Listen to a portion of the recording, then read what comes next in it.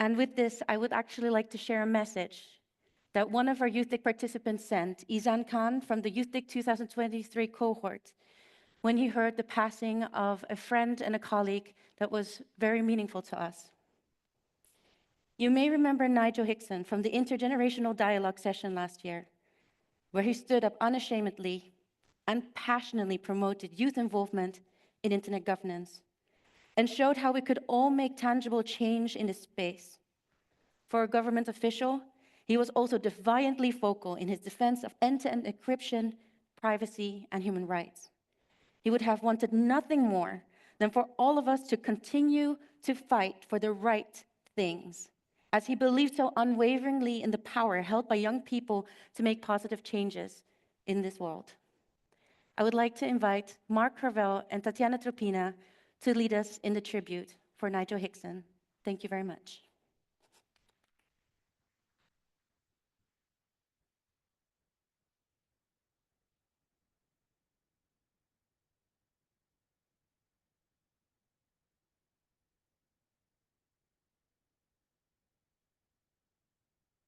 And of course, Adam Peake. My apologies.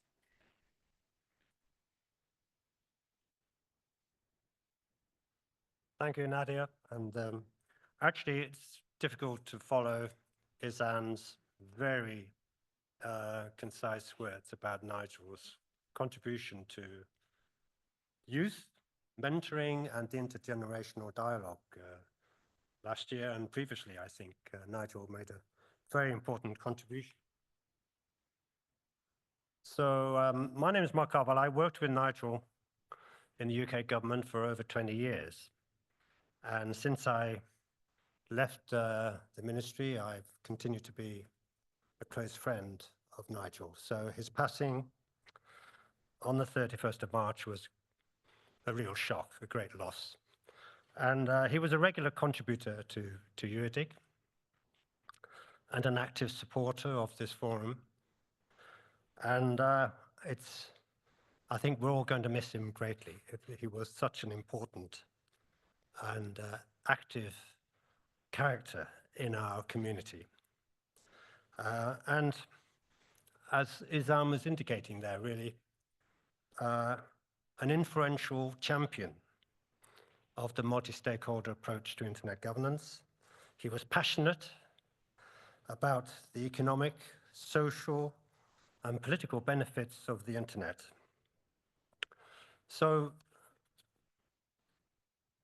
when Sandra asked me to speak about Nigel in this closing session today, I wondered how it might be possible to take account of his long, varied, and distinguished career. In addition to his career in government circles for the UK government and also for Bermuda, he was e-commerce advisor for Bermuda for a few years. He's also worked with industry organizations, including in the UK, the Confederation of British Industry. He also worked for ICANN in their Brussels office on government relations, and also for ISOC, the Internet Society. So he had a diverse and long-running commitment to this whole sector, covering international telecommunications, negotiations in the EU when the UK was a member, e-commerce, data protection, as well as internet governance.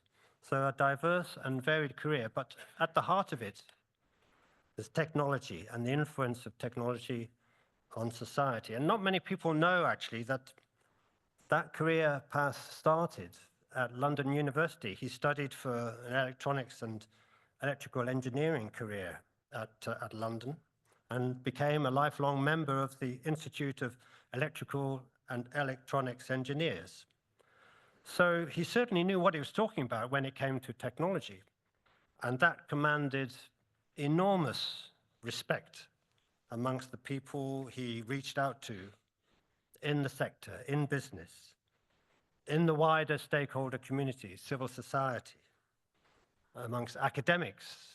He was engaged with all these constituencies of internet governance, as well as, of course, engaging with other governments bilaterally and multilaterally, and with international organizations and UN agencies. He did so much work in the ITU. It was just non-stop, in and out of UK, going to Geneva, Brussels, it was New York, whatever, across the world, India and so on. Incredibly active person. You had to book long ahead to be able to get a coffee with him in London, which I did on a regular basis. But it was a difficult calendar to negotiate, different diary to many of us. So his background in the technology sector enabled him to push the policy agenda, especially on the multi-stakeholder approach to internet governance. So we owe him a lot. And, civil servants in the UK tend to keep to fine-tuned policy briefs that we've worked over in Whitehall offices and run past ministers for approval. He did all of that as well, but he was not averse to sticking his head out and being innovative in the negotiations, in the front line, whether it was Geneva or Brussels or in other UN fora. It was that kind of commitment. He could do it. He could push things forward. Sometimes it might take his colleagues by surprise, but he had the confidence to do it. And he never got into any serious trouble. The important thing was he kept moving things forward. He could go into a meeting and fire it up with renewed energy because of what he was committed to do and how he expressed it, and the camaraderie, the bridging of gaps that he managed to develop through his kind of innate diplomatic skills, I guess, but as I say, founded on his profound knowledge of the technology sector.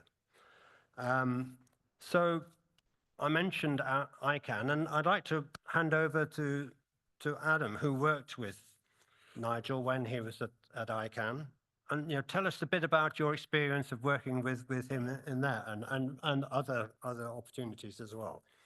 Yeah. Nigel at ICANN. So he was a mentor to me, and he was a mentor to many others. He loved the next gen, loved the fellowship programs, loved standing up at microphones, which I do not, internet governance forums, which he would think there would be the taking stock session at the last day of an internet governance forum. They can be incredibly boring. And Nigel was, and he would go and passionately tell us about the importance of what we were doing, that we should love what we're doing. Oh God, I hate these things. And yeah, it's fascinating. He would be the most global of men. We have messages from all around the world, passionately, as we heard from the who was it at the beginning? I'm sorry, so hundreds of these from people who would have met him in any city. It could be on any continent. And yet we went to his funeral on May the 1st, and it was the different Nigel. It was this very local man who, I'm not doing very well, am I? He grew up, he was born, he grew up, raised a family within walking distance of this suburb of North London. The messages we received were every part of the world, and yet he was so grounded in this small place where he was deeply loved, but he also deeply contributed in the same way as he contributed to the internet. Just a magical man. Excuse me. Over to you. Yes, Tanya, please tell us about your experience. Yes. Thank you. So it's me on the picture in the pirate hat and in an act of what we called throat-cutting multi-stakeholderism. I'm sure everybody who knew Nigel or worked with him has a Nigel story, right? I'm sure you do. And as we mourn this loss and celebrate his life, I think he would be very grateful if we remembered these stories and shared them, because he was the man who had this incredible ability to make everybody laugh, right? 2 years ago at the EuroDIG in Tampere, Finland, please remember it's Tampere, Finland, it's a very important aspect here. I woke up on the day zero morning to the message from Nigel. Hi, from Copenhagen. Yes, I know it's a wrong country, but this is where Air Baltic, the most useless airline, rerouted me. But he was still committed. He attended the session online from some weird corner of the airport. And this is just one small story about Nigel's commitment. I have many more. I want to mention another story about such devotion. He agreed to play a role of a fictional country, a victim of cyber attack, at the European Summer School on Internet Governance in Meissen. And he played it with fun and devotion as only Nigel could do. But he was double booked. So he had a meeting, I don't remember where, either in London or Geneva. So what he did, he took part in the role play on the first day. Then he took a night bus to go God knows where, London or Geneva, but certainly not close to the small city of Meissen in eastern Germany. He had his meeting and he took a bus back and was back for the evening plenary with the summer school fellows. Took part in deliberations and was Nigel, despite a sleepless night. And I believe that this shows the true spirit of Nigel, the spirit of public servant. He was selfless, he was vocal, but also knowing him for more than a decade, being first the youngest person in the room and then being an old peer at the intergenerational dialogue. I can also say how kind he was to those who was young, to those who needed mentoring, but also to everybody who needed help.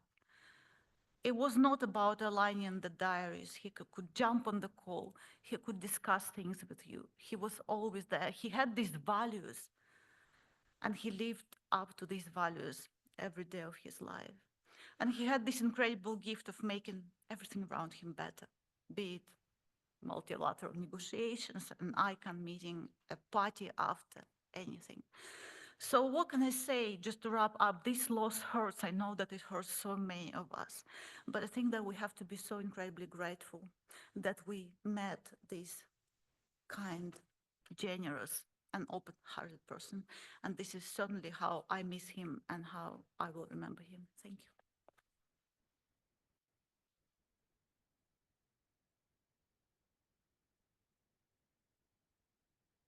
Thank you, Tanya. Indeed, we're going to miss him deeply.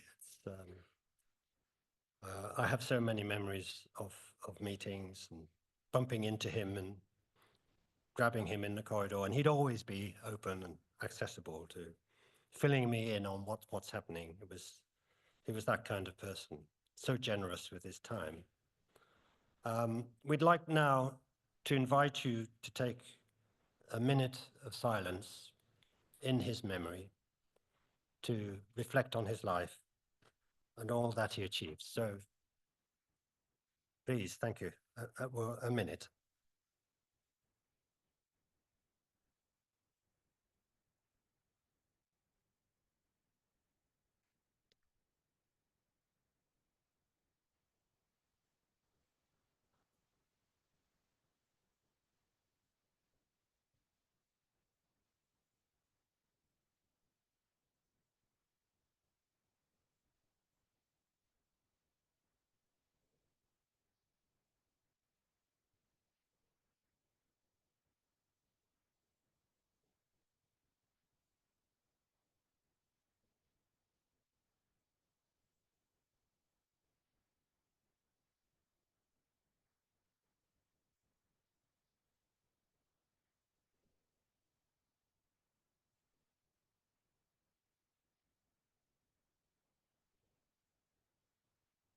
Thank you very much.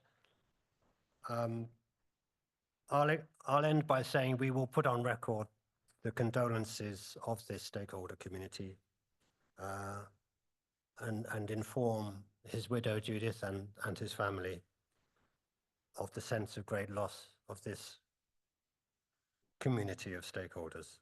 So thank you for your attention.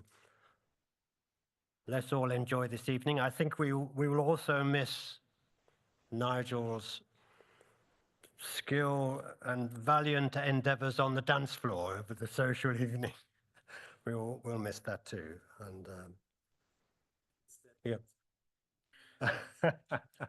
Okay, Thomas. I'll see what I can do, but it's a hard act to follow, I have to say.